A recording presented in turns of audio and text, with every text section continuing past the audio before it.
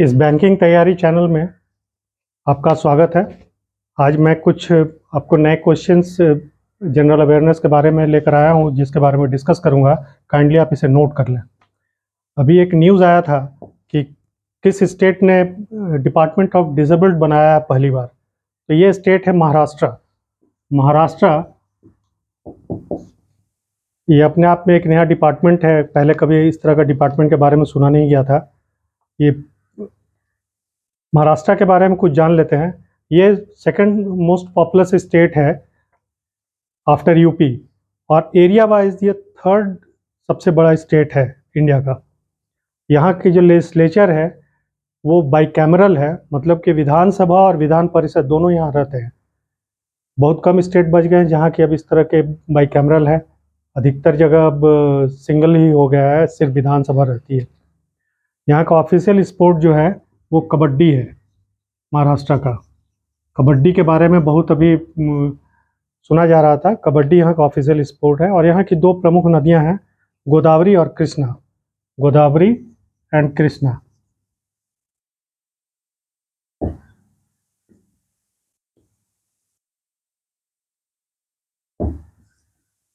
ये सबको नोट कर लें। ये एक क्वेश्चन से इतने लीड क्वेश्चंस निकले हैं। दूसरे क्वेश्चन की ओर आते हैं। अभी एक स्टेट ने कार्बन न्यूट्रल सीड फार्म की स्थापना की है। Carbon neutral seed farm, carbon neutral seed farm की स्थापना की है। ये है केरल। केरल के अलुवा में इसे स्थापित किया गया है।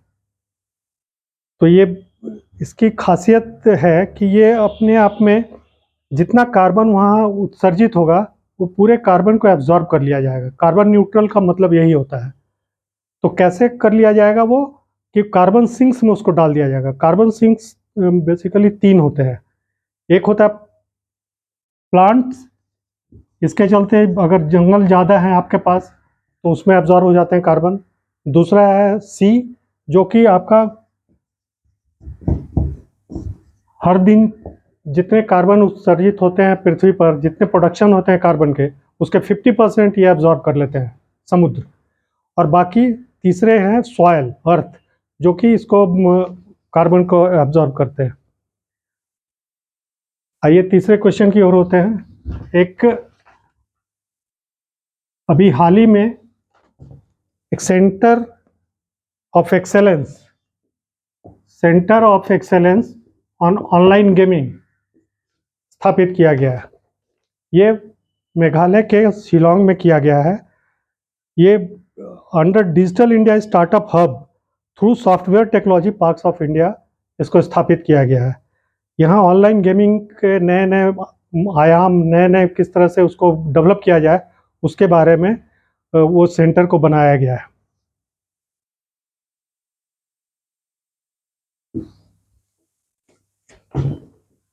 चौथा क्वेश्चन है, राजस्थान ने अभी एक पॉलिसी ऑन ब्लाइंडनेस उसको अडॉप्ट किया है। पॉलिसी ऑन ब्लाइंडनेस ये सुनने में नया लगता है। तो अभी उन लोगों ने किया है कि कैसे ब्लाइंडनेस को रोका जाए या कैसे उसका ट्रीटमेंट किया जाए। ब्लाइंडनेस बेसिकली तीन तरह के होते हैं। पार्शियल ब्लाइंडनेस में होता है कि आप कुछ कुछ देख पाते हैं। दूसरा होता है टोटल ब्लाइंडनेस में आप कोई लाइट वगैरह नहीं देख सकते हैं, कुछ भी नहीं देख पाते हैं। और तीसरा होता है कॉन्जेनिटल ब्लाइंडनेस। कॉन्जेनिटल का मतलब होता है जन्मजात। उसमें जन्म के समय से आपकी आंखें वीक रहती हैं, उसमें आपको देखने में दिक्कत होती है। तो राजस्थान सरकार इसको कंट्रोल करने के लिए डिफरेंट मेजर्स ला रही है। उसी के लिए इसको इस्टेब्लिश किया गया है। पांचवा है, अभी जियो ने अनाउंस किया है कि गुजरात को हम लोगों ने फुल्ली 5G से कवर कर दिया है। तो 5G है क्या? अभी हम लोग 4G 3G ये सब सुनते थे। तो जी का मतलब होता है जनरेशन। तो ये 5th जनरेशन है। जनरेशन में डिफरेंस सिर्फ स्पीड और स्पेक्ट्रम का हो जाता है बेसिकली। जैसे 4th जनरेशन का जो स्पीड था उससे अभी 5th जनरेशन जो है वो 100 टाइम्स फास्टर होगा। तो इससे आप जो आप अपलोड या डाउनलोड करते हैं या और भी कोई इंटरकनेक्टिविटी की चीज़ें हैं, जैसे कार ड्राइविंग हो गया या और कहीं भी इस तरह के इंटरनेट की ज़रूरत है, तो वहाँ स्पीड बहुत फास्ट होगा और काम करने में बहुत सहूलियत होगी। रोबोटिक सर्जरी हो गया, हेल्थ इश्यूज़ पर है, तो ये अभी वहाँ गुजरात को फुल्ली कवर कर दिया गया 5G। अब तो कुछ कुछ जगह हम लोग सुन रहे हैं कि दुनिया में 6G का भी एक्सपेरिमेंट चल रहा है। आइए छठे क्वेश्चन की ओर चलते हैं। छठा क्वेश्चन है कि अभी एक इन्फेंट्री म्यूजियम कहाँ बनाया गया है? इन्फेंट्री म्यूजियम ये मध्य प्रदेश के इंदौर डिस्ट्रिक्ट में माओ MHOW यहाँ स्थापित किया गया है इन्फेंट्री म्यूजियम। इन्फेंट्री क्या है? इन्फेंट्री मतलब पैदल सेना। वहाँ इन्फेंट्री कॉर्प्स हिस्ट्री को 1747 से लेकर 2020 तक के पूरे इन्फेंट्री के बारे में, जो भी उसके यूनिफॉर्म्स थे, उस समय की जो भी चीज़ें थी पहले से, उसके जो इक्विपमेंट्स थे, वो सभी को दर्शाया गया है।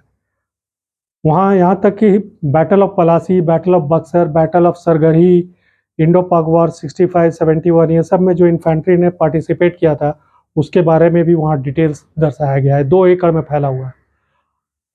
इन्फेंट्री आर्मी में आप सुनते होंगे डिफरेंट कोर्स होते हैं। एक है इन्फेंट्री कोर। इन्फेंट्री कोर का मतलब होता है पैदल सेना।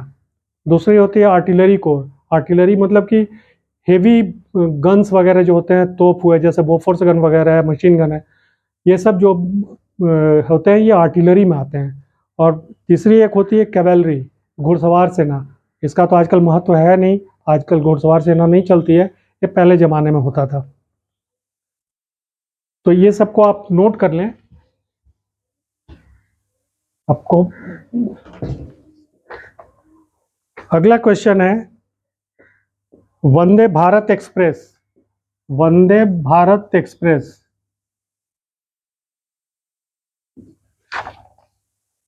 ये साउथ इंडिया में अभी एक शुरू की गई है। पहली चेन्नई से मैसूरू जाएगी बेंगलोर होते हुए। आपको याद होगा पहले ट्रेन 18 के नाम से शुरुआत की गई थी, आज से 3-4 साल पहले, उसी का ये नाम कर दिया गया है वंदे भारत। तो इसकी खासियत होती है कि 180 किलोमीटर के स्पीड से ही जा सकती है, मैक्सिमम स्पीड, और जीपीएस बेस्ड इसका पब्लिक इंफॉर्मेशन सिस्टम इसमें लोडेड रहता है। और बायो वैक्यूम टॉयलेट होता है। पहले देखते होंगे कि ट्रेन में जो टॉयलेट होते थे बहुत गंदगी फैलाते थे, इसमें इस तरह की नहीं होती है। ये अब उसी में बाद में उसका डिस्पोजल किया जाता है। और रोटेशनल, एग्जीक्यूटिव क्लास में इसके रोटेशनल सीट होती है। जैसे ट्रेन अगर इस डायरेक्शन में जा रही है तो आप सीट को उस तरफ घुमा सकते हैं, इस तरफ ट्रेन जा रही है तो ट्रेन को सीट को इस तरफ घुमा सकते हैं। ये सब इस ट्रेन की खासियत है, देखने में सुंदर है, स्मूथ है इसका काफ़ी ये अपीयरेंस। आइए अगले क्वेश्चन को लेते हैं। वर्ल्ड मेट्रोलॉजिकल ऑर्गेनाइजेशन WMO ने अभी हाल ही में एक रिपोर्ट जारी किया है, state of global water resources. जैसा कि इससे बात से स्पष्ट है कि वाटर रिसोर्सेज के बारे में बताया गया है कि कैसे दुनिया में वाटर रिसोर्सेज घटते जा रही है, खासकर फ्रेश ड्रिंकिंग वाटर। अगर वाटर घटते जाएगा तो पूरे क्लाइमेटिक चेंज उसके चलते हो रहा है, पृथ्वी गर्म हो रही है, एटमॉस्फेयर गर्म हो रहा है, तो इसको कैसे रोका जाए इसके बारे में इस रिपोर्ट में है। और ये वर्ल्ड मेट्रोलॉजिकल ऑर्गेनाइजेशन जो है ये जेनेवा में अंडर UN काम करती है। जेनेवा स्विट्जरलैंड में, ये UN यूनाइटेड नेशंस के अंडर में काम करती है, उसी से है। और ये 1950 में इसकी स्थापना की गई थी। अभी एक और न्यूज़ आया था कि नॉर्थ इंडिया में एक सोलर पावर प्लांट लगाया गया है नॉर्थ इंडिया में। तो ये कहाँ है? ये चंडीगढ़ में लगाया गया है। चंडीगढ़ जो कि हरियाणा और पंजाब की राजधानी भी है और अपने आप में यूनियन टेरिटरी भी है, वहाँ एक वाटर बॉडी में इसको लगाया गया है। तो सोलर पावर प्लांट जो होता है ये फ्लोटिंग वाटर पे, उसकी खासियत होती है कि वो वाटर बॉडी के ऊपर फोटोवोल्टाइक सेल्स लगा दिए जाते हैं, जिससे कि सन रेज जो उस पर डायरेक्ट पड़ते हैं वो उसको इलेक्ट्रिसिटी में कन्वर्ट करती है। और उसके नीचे जो वाटर है उसका इवेपोरेशन भी कम होता है, जिसके चलते वाटर लेवल भी बना रहता है। तो ये हालांकि ये नॉर्थ इंडिया में शुरू की गई है, लेकिन इंडिया में पहले भी ऐसे वाटर सोलर प्लांट्स हैं, जो कि रामागुंडम तेलंगाना में है, सबसे बड़ा 100 मेगावाट का वो पावर प्लांट है। एक और क्वेश्चन हम लोग ले लेते हैं। अभी एक अपने तरह की नई न्यूज़ आई थी कि इंडिया का first elephant death audit framework, elephant death audit framework, ये किस स्टेट ने इसको लागू किया है? तो ये तमिलनाडु में हाथियों की संख्या काफ़ी है। तो इसमें इस रिपोर्ट में बेसिकली ये है कि हाथियों की जो अननेचुरल डेथ्स होती है उसको कैसे रोका जाए, क्यों होती है। जैसे बहुत बार आप लोगों ने सुना होगा कि लोग अपने बाड़े में इलेक्ट्रिसिटी फ्लो करवा देते हैं, करंट इलेक्ट्रिक वायर्स लगवा देते हैं जिसमें हाथी सट के मर जाते हैं, या कहीं बीच में ट्रेंच बना देते हैं, हाथी उसमें गिर के मर जाते हैं। तो ये सब चीज़ को कैसे रोका जाए, इसके लिए एक रिपोर्ट किया गया है, बनाया गया है ये। अभी इंडिया में हाथी एक इंडेंजर्ड स्पेसीज में आ गया है, इसका करीब 28 से 30 हज़ार हाथी बचे हैं इंडिया में।